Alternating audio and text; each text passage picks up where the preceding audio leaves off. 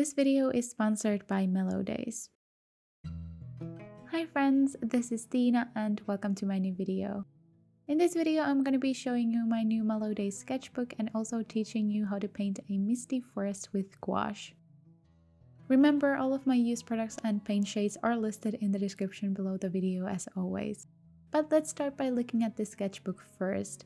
This video is made in collaboration with Mellow Days and they kindly gifted me 2 of their new mixed media Magnolia sketchbooks. Mellow Days is a lovely French small business I've worked with for a long time now, and I've loved using their rubbery watercolor bullet journal notebooks, so I was super excited to try out their new just launched sketchbooks. There's 2 cover colors and here's some other information about them. They are B5 sized, they have 70 pages with 300 GSM hot pressed 50% cotton paper. It is suitable for almost all mediums from painting to drawing with markers, and it lays flat and has 2 bookmarks and an elastic ribbon for closure. The paper is actually super thick. Even though I knew it was 300 GSM, I still felt surprised when I actually touched the paper for the first time. The paper is lightly textured and in my opinion it's perfect for gouache. But of course this works for watercolors as well, and here's a little swatch page I made just to see if there's any bleed through and how the paper behaves with more water, and I'm happy to say everything worked perfectly even though the alcohol markers bled through as I expected. They usually do. If you would like to purchase something from Mellow Days, you can always use my affiliate discount code Tiina10 for 10% off. Links and all of that info is in the description. I will also include Mellow Days' Instagram and YouTube channel down below, so make sure to check that out. Quickly before we get into the actual painting part of this video, this is Editing Tiina and I wanted to say to you that I noticed a little flaw in my other sketchbook that I didn't use in this video. So the pages are glued in these notebooks, and in the other notebook the glue has started to loosen up a bit, and I did reach out to Mellow Days and said the issue to them, and they said that they might be changing the binding type in the future. I just wanted to be transparent and inform you guys about this little flaw that I noticed in the other sketchbook, but my current sketchbook that I'm using in this video did not have any issues. Back into the video now. But now we can start the painting process, and of course I started using the sketchbook by first writing my name on the first page.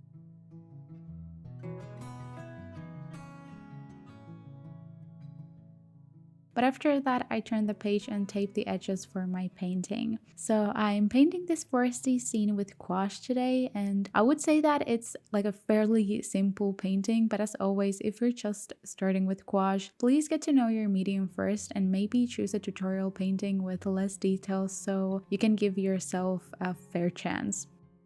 I will actually upload one of those easier tutorials this month, so if you feel like this painting is a bit too hard for you, stick around and remember to subscribe to my channel so you will see my later uploads too. But now we are starting with the first actual step of this process, so I started sketching my painting in my sketchbook, and I was using my pencil to first and most importantly draw the line for the horizon in my painting. So basically the line where the ground ends and the sky and the trees begin, I guess. And I was following a reference photo, but I noticed later that I made a lot of changes in this, like accidentally, and my painting didn't end up looking like my reference photo in the end, but it's totally fine. I'll also link that reference photo down in the description if you want to take a look at it. So I started my painting process by first making the sky in this painting, and for that I was using my small flat brush. I mixed white, brown and black to create this really light, kind of warm gray tone for the sky, and I didn't paint the whole upper portion of this painting with that color. I just, as in the reference photo, I painted the middle point of the upper portion of this painting because that was kind of the only point where you could actually see the sky peeking through.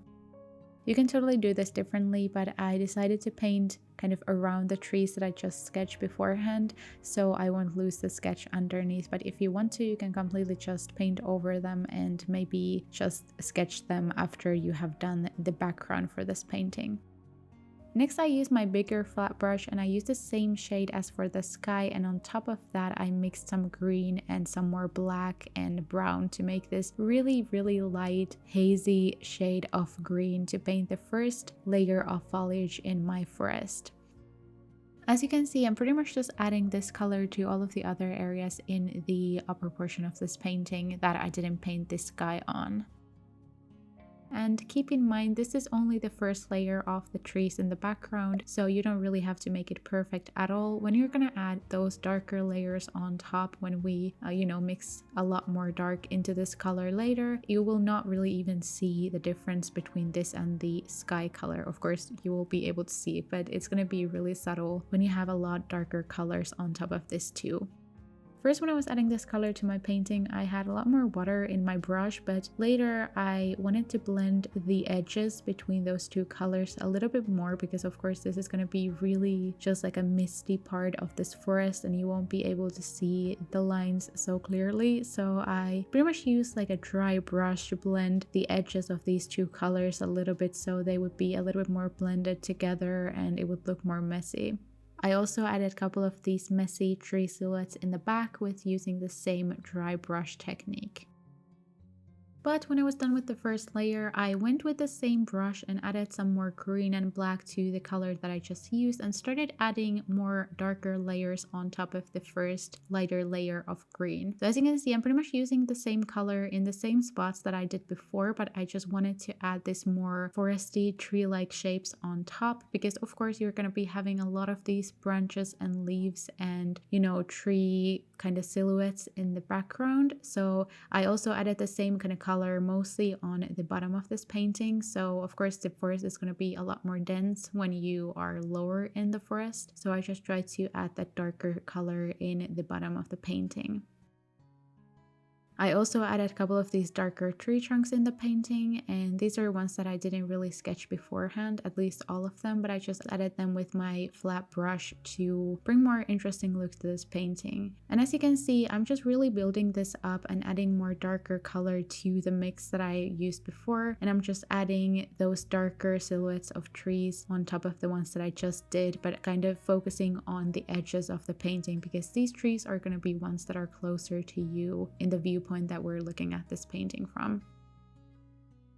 And if you are confused on what I'm doing and you don't really understand this kind of technique that I'm going for, because I know this looks really messy, try to think of it as the sky is the lightest part of the section of the painting that we're making right now. And when we go farther from the lightest point, things will be a lot darker. So you can see straight next to the white sky, we have some of those really, really light green tones. And then when we go to the edges of the painting, there's going to be a lot more darker tones of green. I have to say, I didn't really have the biggest plan when I started working on this painting, and that's why I'm struggling, because I have to teach you how to do this. And I feel like all of the paintings that I do are still kind of experimental. I'm just, exploring my creativity and just seeing what kind of techniques I could use for different parts of my paintings. So it's weird trying to teach someone to do something that I'm doing, because I'm not really sure about what I am doing yet. And I guess that is kind of the beauty of painting. You don't have to go with all of these set rules and techniques. You can explore and do things on your own, but at the same time, I feel like me teaching you how to be free and how to find your own way of painting is also valuable. So yeah. These are some of my imposter syndrome things, I guess. But as you can see, I tried to make this spruce-like silhouette on the left side of this painting, and it was kind of the one tree that you could really see and it was closest to you. And I also tried to make the same thing in the right side, but with branches instead of like the whole tree. And here I am also adding these tiny little branches in the background of my painting just to make it look more interesting. And I would just say that it's good to use a little bit of a thinner brush for this, because if they are too big, you will easily get this non-realistic look in your painting.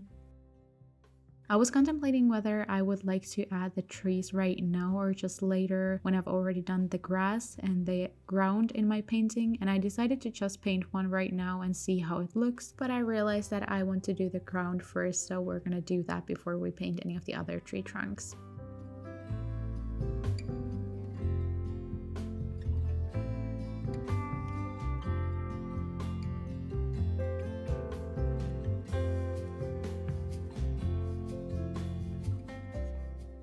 And now I'm mixing the shade for the ground, and for that I'm mixing white, olive green and yellow.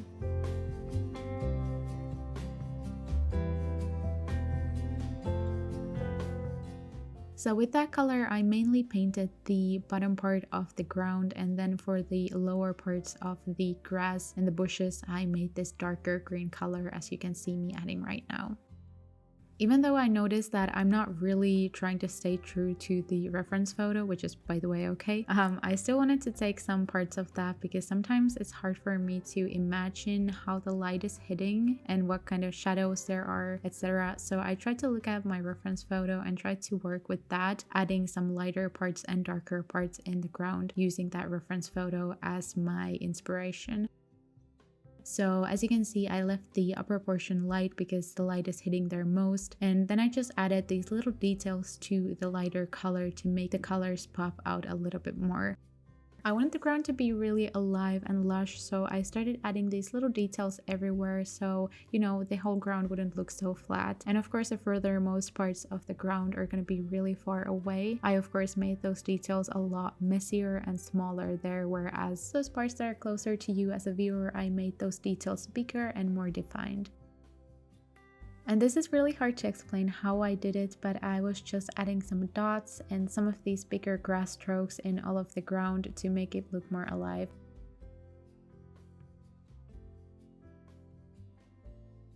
I also tried to think of the ground as different shapes. Maybe you can see, but I added these darker colors in between some of the ground parts, but that's pretty much me thinking that sometimes there's more of like a little hill and some parts a little bit lower. And of course I wanted to add some shadows in the ground so it would look more natural and realistic with that. When I was making the first ground, I tried to make some color variation between a really light and dark green color. So you can see that I added these lighter spots throughout the forest, and in those parts I think the light is hitting the most. And in those parts I again tried to add the really light details that I added with my small brush on top. So I even went with white color on those parts and this really vibrant yellow because I'm thinking that the light is really hitting and it's almost like listening. And I really wanted to accentuate the shadows and highlights by adding that really dark and really light green so your eyes would be drawn into the forest floor. But as you can see, I painted all of the tree trunks that I left white with my darker, almost black brown color.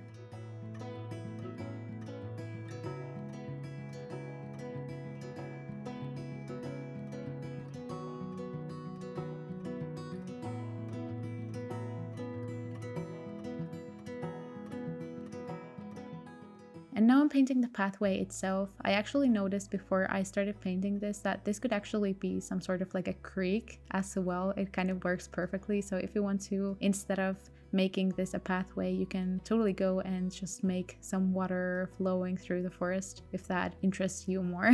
So I was just adding this darker brown color to the whole pathway.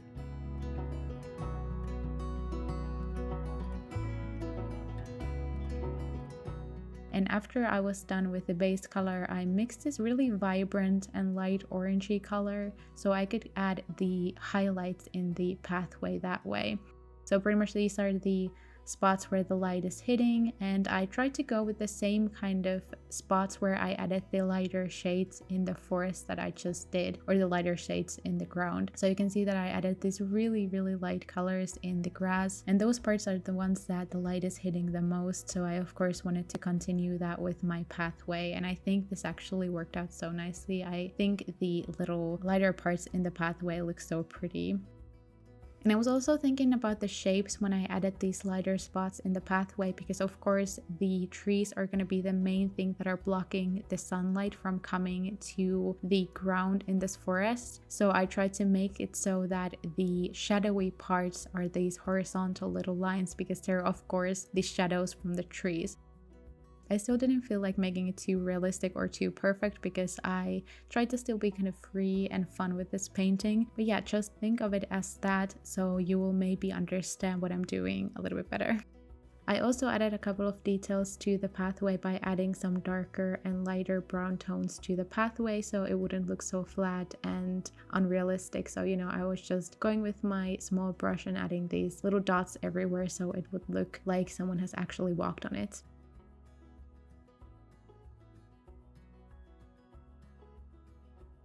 With my brush, I also went into some of the highlighted areas in the pathway and just blended some of them to the darker colors so it wouldn't be such a straight line and it would look a little bit more blended.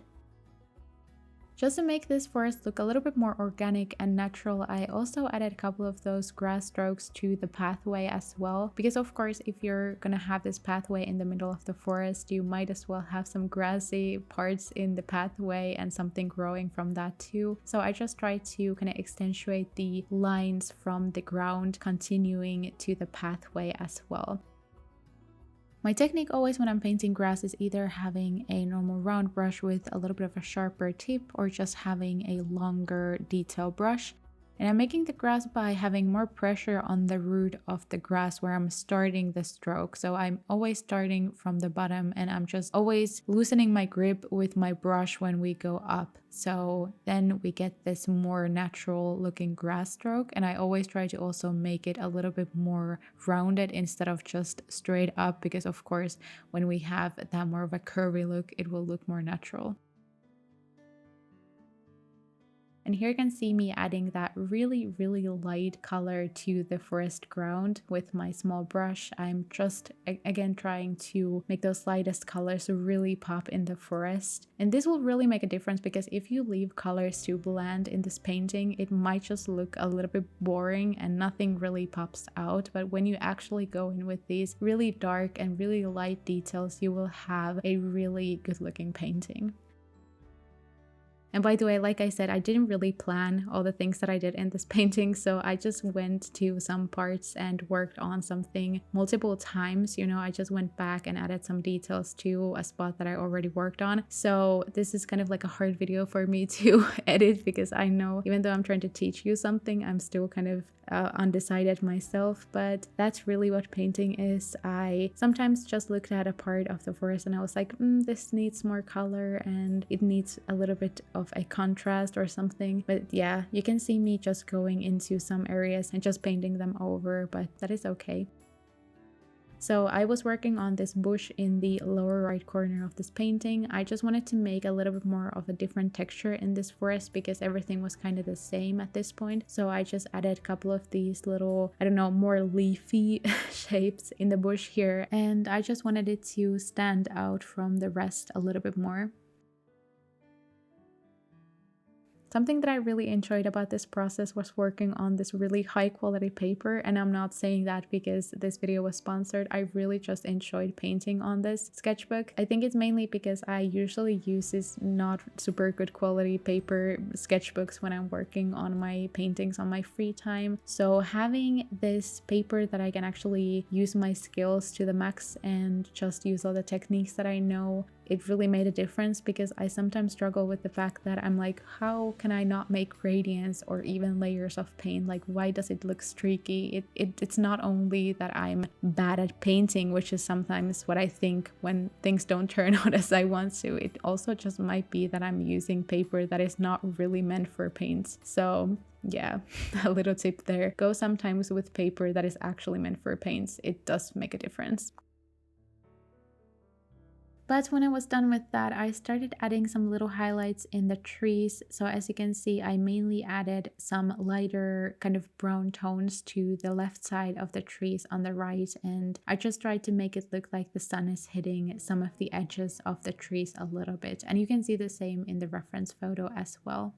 Throughout this whole painting process, I was using a dry brush in many parts of my painting. That's usually not what I do, but I just felt like some of the parts that I worked on needed a little bit more texture, and I think working with a dry brush in a tree trunk worked pretty well.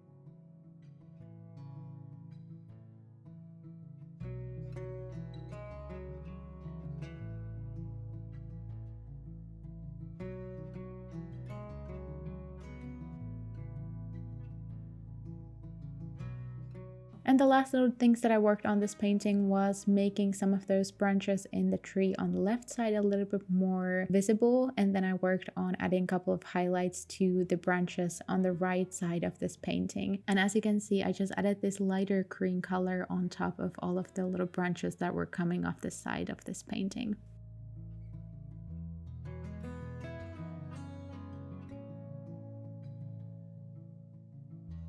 But that is it for this painting. I really loved creating this one and I loved working on this notebook. Everything worked so well and of course nothing bled through. I was really happy working on a more high quality paper because usually I use a lot less good quality paper when I'm working on my paintings in my random little sketchbook, so it was really a pleasure. But I really hope you liked watching this video and maybe got inspired to paint something yourself. And again, thank you so much for Mellow Days for sponsoring this video, and make sure to check all the info down below if you want to get one and just support me and them as well.